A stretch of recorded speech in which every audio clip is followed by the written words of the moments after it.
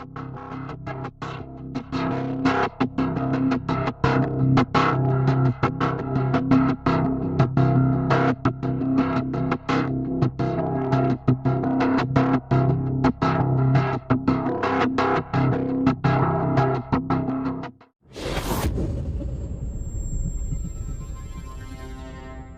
lupa nih mungkin, karena saya belajar untuk merenung, belajar untuk melihat flashback kehidupan saya atau inner child saya nih, pengalaman dari saya masih kecil.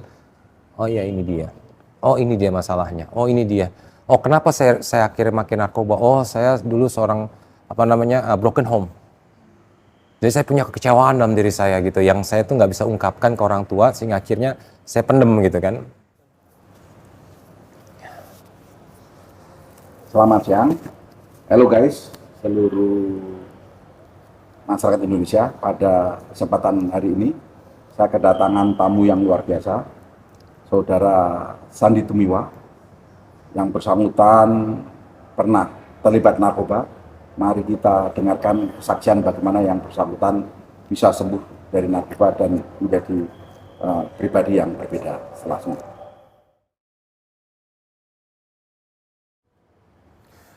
Iya, saya mengenal narkoba itu dari tahun 97 ya, zaman-zaman saya SMA.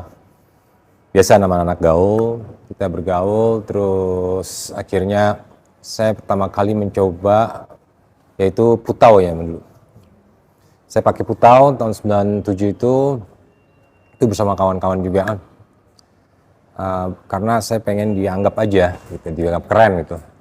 Ini gue pakai putau loh, kayak gue mau eksistensi, saya mau tuh eksistensi ini loh diri saya coba-coba akhirnya. Tapi saya pada waktu itu bersyukur, kenapa? Ya bersyukur dan sedih dan bersyukur sih, saya punya sahabat namanya Nakia itu meninggal. Dia ternyata banyak banget suntikannya di tangannya, dan saya dikasih tahu sama keluarganya dia meninggal, dikasih lihat banyak tangannya kesuntikan semua. Dari situ saya berhenti. Tapi saya kan nggak tahu pendidikannya, saya nggak tahu pengetahuan itu. Akhirnya saya mulai gantilah dengan berarti putau parah nih, saya nggak mau, gue serem gitu kan. Saya sedih banget di situ beneran. Tapi saya pakai sampai bikin bikin band namanya Nakia dulu. Waktu itu sama Irma Darmawangsa, ada artis ya Irma Darmawangsa. Saya bikin band nyanyi di daerah suatu kafe kan di sana tahun 97 ya, 97-an. Setelah itu saya mulai coba yang lain dengan coba yang namanya Inex, bergaul sama yang lainnya namanya dugem, tempat dugem. Karena kan saya nggak tahu pengetahuan itu mengenai putau. Ya saya tahu teman saya meninggal, sahabat saya, orang terdekat saya meninggal, saya berhenti gitu. Saya nggak tahu juga, makanya karena saya nggak tahu itu akhirnya saya coba yang lain karena katanya fun, ya bener, akhirnya fun, seneng. Sampai singkat cerita saya mencoba yang substance yang zat yang saya suka itu adalah sabu. Gitu. Itulah rangkaian saya mengenal.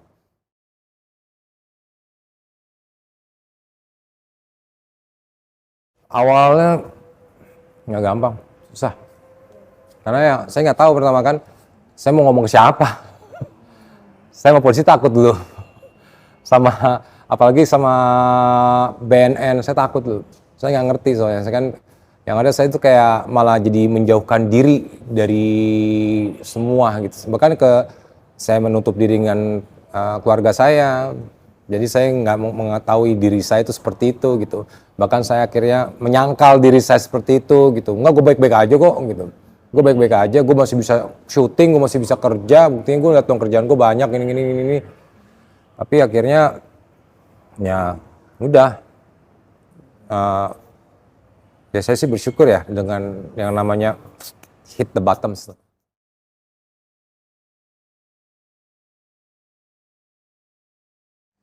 At the end memang hal yang bikin saya bisa lepas ibu saya, peran keluarga saya, almarhum ibu saya. Sebelum dia meninggal, dia memberikan pesan sama saya.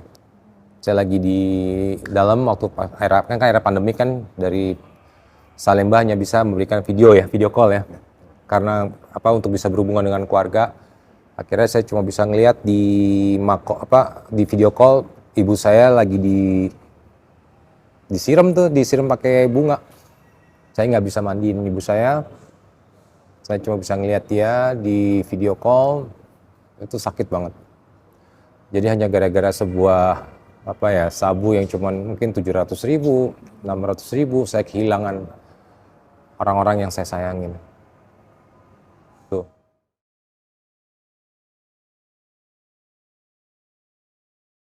Ya, akhirnya waktu itu kan saya pas kan berkas saya waktu itu kan di Mahkamah Agung. Saya mendapatkan 127. Saya bersyukur. Akhirnya saya direhab kan. Memang akhirnya kan tapi karena lama waktunya akhirnya saya selesai di setahun 5 bulan ya. Karena kan lama persidangan ya. Akhirnya waktunya nggak cukup, saya bebas murni ya. Sehingga akhirnya saya sendiri memilih. Karena waktu itu juga almarhum ibu saya waktu sempat kan pernah kunjung datang ke tempat saya ditahan dulu kan di Salma, bilang, "Kamu kapan sih direhab?" gitu. "Mama pengen kamu direhab Lusan," gitu. Nah, itu yang selalu terngiang-ngiang saya, amanah mama saya itu minta saya direhab. Terus akhirnya beliau mengamanahkan saya, "Mama tuh nggak pengen apa-apa sama kamu, San.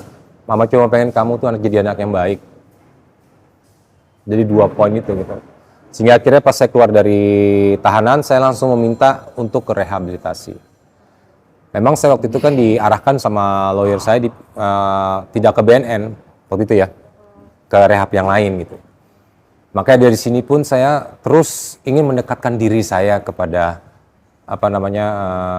tempat rehabilitasi center kan. Karena apa? Saya ingin terus mendapatkan pengajaran itu. Memang waktu di tempat rehabilitasi mengatakan, yang pertama-tama kamu harus sadar kalau kamu itu udah berantakan. Saya pas di dalam isolasi, waktu saya akhirnya memilih ke tempat rehabilitasi itu, ya saya dibilang sama salah satu konselor bilang begitu, "Kamu harus sadar kalau kamu itu berantakan." "Enggak ya udah diam aja dulu, kamu pikirin aja dulu," gitu kan. Akhirnya saya baru sadar, oh iya. Pas saya akhirnya mungkin waktu demi waktu saya diem di tempat isolasi itu, saya memikirkan diri saya, apa yang terjadi dalam diri saya. Walaupun saya memilih loh, saya kan memilih ke rehab kan. Akhir sampai ke ibu semua, oh iya ya, gue udah hancur banget hidup gue ya.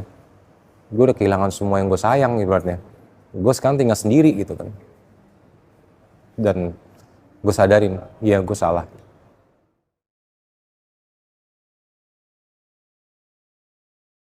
Ya intinya perbandingannya, ketika kamu make dan kamu nggak make, bagaimana? Karena kita kan denial, saya kan merasa denial, maksudnya nggak mungkin lah gue begini, enggak, gue masih bisa kerja, masih ini. Tapi kan secara langsung kalau kita ngeliat flashback belakang, apa yang kita dapat positifnya, apa yang kita dapat negatifnya kan. Ternyata yang saya sadarin dalam diri saya banyak banget negatifnya.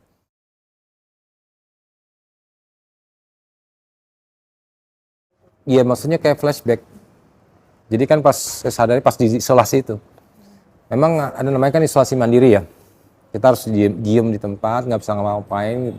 Kita kan biasanya kan struggle pengen cari barang itu kan. Kalau kita yang namanya udah sugesti, ya udah parah, gue pengen banget nyari itu barang, gue pengen mau nyabu, gue pengen banget misalnya kalau gue saya suka ini kan itu sabu, saya pengen banget cari gitu. Tapi saya didiemin di situ kan. Saya kan mau pakai cara gimana, intrik saya, ya bukan gimana caranya saya bisa mendapatkan barang itu, tapi kan akhirnya saya nggak bisa karena kan di kerangkeng.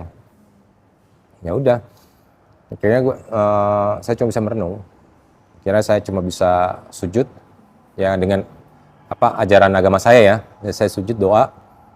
Akhirnya di situ saya merenung atau namanya tafakur, merenung. Akhirnya saya memikirkan, oh iya.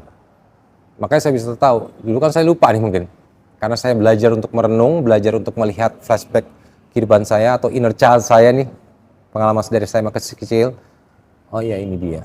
Oh ini dia masalahnya. Oh ini dia. Oh kenapa saya akhirnya makin narkoba? Oh saya dulu seorang broken home. Jadi saya punya kekecewaan dalam diri saya gitu, yang saya tuh nggak bisa ungkapkan ke orang tua, sehingga akhirnya saya pendem gitu kan. Dan akhirnya timbullah kekecewaan itu. Akhirnya ada teman-teman atau lingkungan yang lain yang mensupport saya, yang bisa akhirnya menghilangkan kekecewaan, yang terkesan bisa menghilangkan kekecewaan saya. Saya bergaul dengan mereka. Dan ternyata pergaulan itu salah. Karena pergaulan mereka kan mungkin ya karena wajar ya, anak muda zaman dulu itu kan pengennya ya kalau drugs itu keren. kata mereka gitu. Padahal yang saya tahu sekarang drugs itu ya not keren, berantakan hidup lo at the end gitu. Tapi kan baru kamu sadar sekarang nih. Ya, sekarang ini saya udah umur 39 tahun, saya harus ibaratnya harus mulai mupuk lagi, menata lagi nih hidup saya yang udah berantakan kemarin-kemarin. Tapi ya bukan berarti saya terus down gitu ya, saya harus bangkit gitu. Apalagi kalau misalnya saya ngeliat kan masa depan ibaratnya umur-umur yang masih 15, masih 14 gitu kan, yang masih punya potensial, masih mereka tuh gila kalau mereka 39, kalau mereka fokus saja dengan umur saya sekarang mungkin mereka udah bisa jadi pejabat ya, udah jadi pengusaha yang sukses, udah bisa jadi apa gitu. Kalau saya ya wajarnya kan saya di posisi ini saya harus bangkit lagi kan. Sebagai seorang entertainer, saya sebagai seorang artis, ya saya udah jatuh bangun, tapi akhirnya saya baru sadar banyakan jatuhnya. Dan saya baru sadar akhirnya, ini gara-gara saya. Kenapa? Kenapa saya memilih drugs itu? Kenapa saya milih sabu ini? Kenapa saya waktu dulu milih Putau? Kenapa waktu saya milih Inex? Kenapa saya ambil yang namanya semua lah barang-barang yang kalau dibilang haram. Haram itu kenapa? Karena menghancurkan diri kita. Itu haram. Jadi benar saya sadar itu. Kayak gitu.